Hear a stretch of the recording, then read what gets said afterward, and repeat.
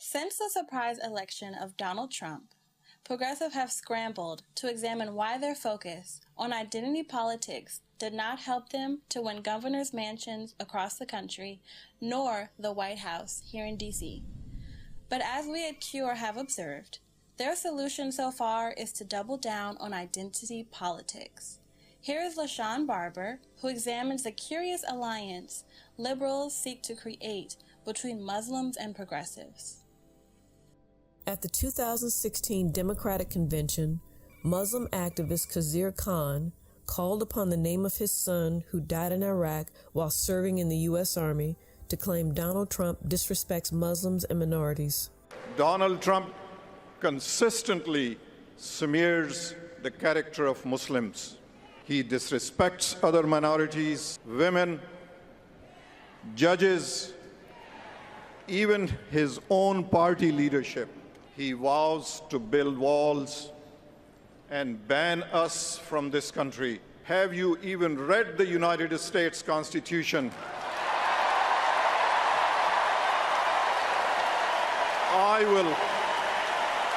I will gladly lend you my copy.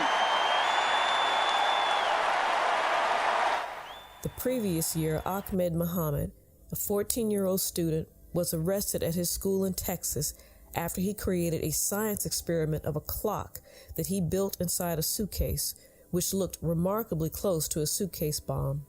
Even liberal Bill Maher agreed. He's a science kid, and that's great. Can we show the clock? Okay, and the people at the school thought it might be a bomb, perhaps because it looks exactly like a bomb.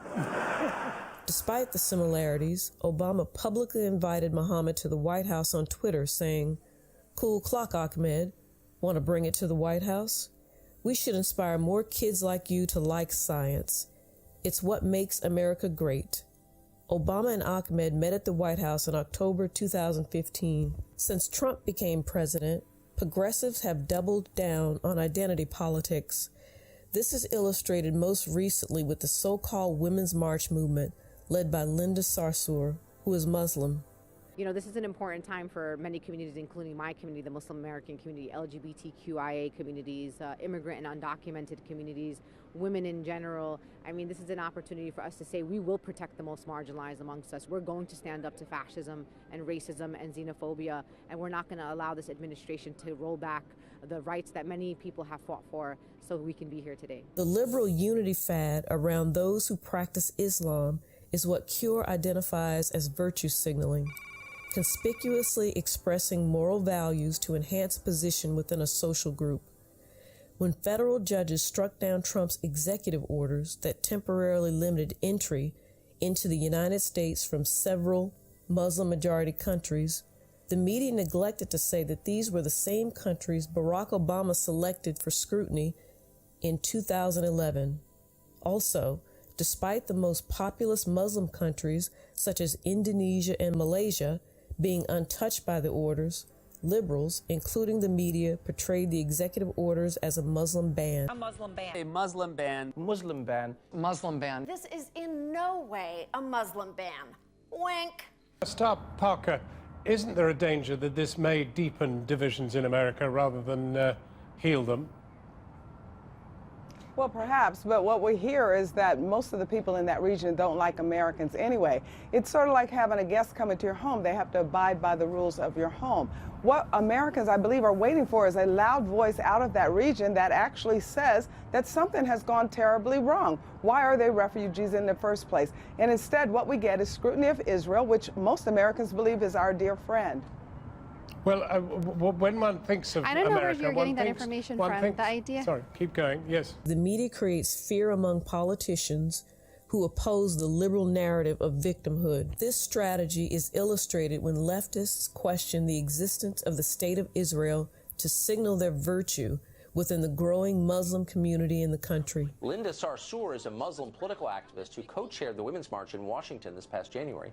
In an interview with The Nation magazine, she said a person cannot support Israel and be a feminist because, quote, you either stand up for the rights of all women, including Palestinians, or none. Star Parker, the founder and president of CURE, remarked how, after sitting through her first session of the UN Security Council, Our new UN ambassador, former South Carolina Governor Nikki Haley, said, "The Security Council is supposed to discuss how to maintain international peace and security. But at our meeting on the Middle East, the discussion was not about Hezbollah's illegal buildup of rockets in Lebanon. It was not about the money and weapons Iran provides to terrorists. It was not about how we defeat ISIS. It was not about how we hold Bashar al-Assad accountable for the slaughter of hundreds and thousands of civilians. No, instead the meeting focused on criticizing Israel, the one true democracy in the Middle East." In early 2015, liberals organized a boycott of Israel's Prime Minister's joint meeting of Congress. Although many liberals ultimately decided to attend, most importantly, members of the Congressional Black Caucus decided not to attend. Star Parker understood the symbolism liberal black establishment leaders aimed to generate in the media. Their effort was an assault against Israel's existence so they could buttress their influence among a rising Islamic minority in the U.S.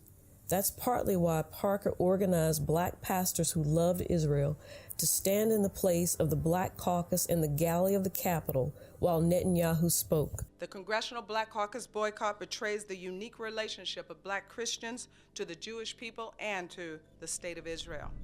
The civil rights movement was animated by the imagery of the Old Testament, including the book of Exodus. All Americans should welcome with enthusiasm the thoughts of the Israeli Prime Minister, who leads a nation that has fought for its very survival in the Middle East every single day since its founding. The Congressional Black Caucus is out of step with black Christians and all Americans by their plans to walk out on the Israeli Prime Minister, who is simply bringing the gospel of freedom from abroad. The Congressional Black Caucus should reconsider their protest and recognize that welcoming Prime Minister Benjamin Netanyahu means, in the words of Dr. King, standing up for what is best in the American dream and for the most sacred values of our Judeo-Christian heritage.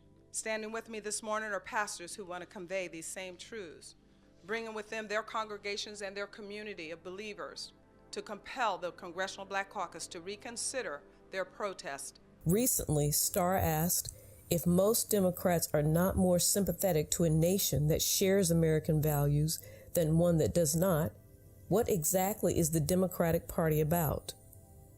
She also wondered how perplexing it was that Democrats blindly supported creating another undemocratic Muslim state to add to the massive problems we already have in the Middle East.